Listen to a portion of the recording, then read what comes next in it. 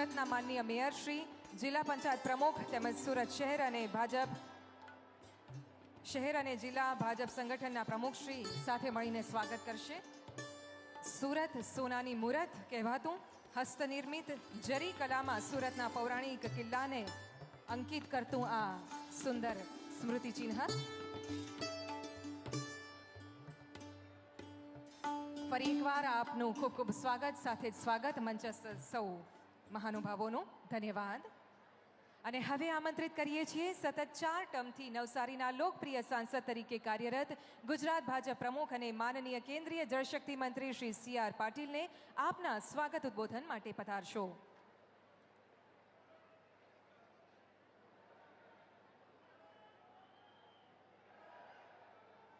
ભારત માતા કી, બધા એક સાથે ભારત માતા કી, વંદે. આજના કાર્યક્રમમાં આપણી વચ્ચે ઉપસ્થિત આ દેશના સર્વાધિક લોકપ્રિય અને જેમને વિશ્વમાં પણ જેમના શબ્દોનું વજન પડે છે એવા આપણા માનનીય પ્રધાનમંત્રી શ્રી નરેન્દ્રભાઈ મોદી સાહેબ, ગુજરાત રાજ્યના આદરણીય મુખ્યમંત્રી શ્રી ભૂપેન્દ્રભાઈ પટેલજી, રાજ્ય સરકારના સૌ મંત્રીશ્રીઓ, સૌ ધારાસભ્યશ્રીઓ, સૌ સાંસદશ્રીઓ અને ડાયસ પર બેઠેલા સૌ આગેવાનો અને આજના કાર્યક્રમમાં અહીં ઉપસ્થિત સર્વે લાભાર્થીઓ અને માનનીય પ્રધાનમંત્રી મોદી સાહેબને સમર્થન આપવા માટે, આપની લાગણી બતાવવા માટે આવેલા સૌ આમંત્રિત ભાઈઓ અને બહેનો, આપ સૌને વંદન કરું છું. કુદરતની ભૂલોને કારણે, જે માનવ શરીરમાં રહી ગયેલી ખામીઓને કારણે મજબૂરી અનુભવતા અનેક લાભાર્થીઓને કે જે પોતાના કુટુંબ ઉપર ભારણ ન બને એના માટે આખા કુટુંબને આ યોજના દ્વારા એમને મફતમાં અનાજ આપવા માટેના આ કાર્યક્રમમાં જેમણે આ કાર્યક્રમ ઘડ્યો છે, જેમને આપની સૌની ચિંતા છે એવા પ્રધાનમંત્રી મોદી સાહેબનો હું સૌથી પહેલાં આભાર માનું છું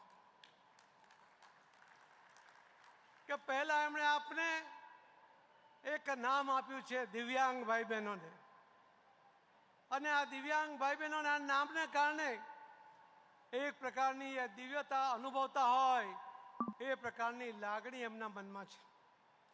પણ ફક્ત નામ નથી આપ્યું, ફક્ત અનાજ આપવાની ચિંતા નથી કરી, પરંતુ એમનું જીવન સુલભ બને, એ આર્થિક ઉપાર્જન માટે સક્ષમ બને એવા સફળતાપૂર્વકના અનેક પ્રયત્નો માનનીય પ્રધાનમંત્રી શ્રી નરેન્દ્રભાઈ મોદી સાહેબે કર્યા છે. તમને જે તમારા જીવન માટે જરૂરી છે એવા સાધનો ઉપલબ્ધ થાય, એ પણ સારી ક્વોલિટીના હોય, એની ચિંતા માનનીય પ્રધાનમંત્રી મોદી સાહેબે પોતે પણ કરી છે.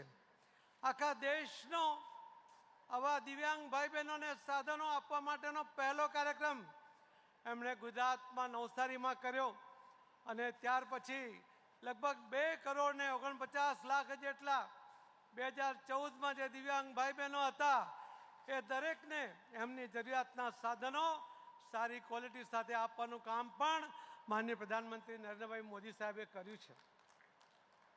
તમને જીવનમાં સરળતા રહે એટલા માટે સરકારી નોકરીમાં પણ જે 3% રિઝર્વેશન હતું એને 4% કરવાનું કામ પણ માનનીય પ્રધાનમંત્રી મોદી સાહેબે કર્યું. ઉચ્ચ શિક્ષણ માટે પણ 3%નું જે રિઝર્વેશન હતું એને 5% સુધી લઈ જવાનું કામ પણ માનનીય પ્રધાનમંત્રી મોદી સાહેબે કર્યું છે. તમને મુશ્કેલી ન પડે એટલા માટે લગભગ 709 જેટલા રેલવે સ્ટેશન ઉપર દિવ્યાંગ ભાઈ બહેનોને અનુકૂળ હોય એ પ્રકારે ચડવા ઉતરવાની વ્યવસ્થા પણ માનનીય પ્રધાનમંત્રી મોદી સાહેબે કરી છે. આપણા દેશના અને વિદેશના એટલે નેશનલ અને ઇન્ટરનેશનલ આવા જે એરપોર્ટ હતા એવા કુલ મળીને 45 અને 35 લગભગ 80 જેટલા એરપોર્ટ ઉપર પણ દિવ્યાંગ ભાઈ બહેનોને અગવડ ન પડે એ પ્રકારના પ્રયોગો, એ પ્રકારની વ્યવસ્થા એ માનનીય પ્રધાનમંત્રી મોદી સાહેબે કરી છે. અને દિવ્યાંગ ભાઈ બહેનો કદાચ સૌથી વધારે બસનો ઉપયોગ કરતા હોય એવા સમયમાં દેશની અંદર 10,000થી વધુ બસ સ્ટેન્ડ ઉપર પણ એમણે આપ સૌને અનુકૂળતા પડે, દિવ્યાંગ ભાઈ બહેનોને અનુકૂળતા પડે એ પ્રકારની વ્યવસ્થા એ મોદી સાહેબે કરી છે. 2014 પહેલાં દિવ્યાંગ ભાઈ બહેનો માટેનું બજેટ હતું 565 કરોડ રૂપિયાનું. મોદી સાહેબે 2024-25ની અંદર લગભગ આ બજેટ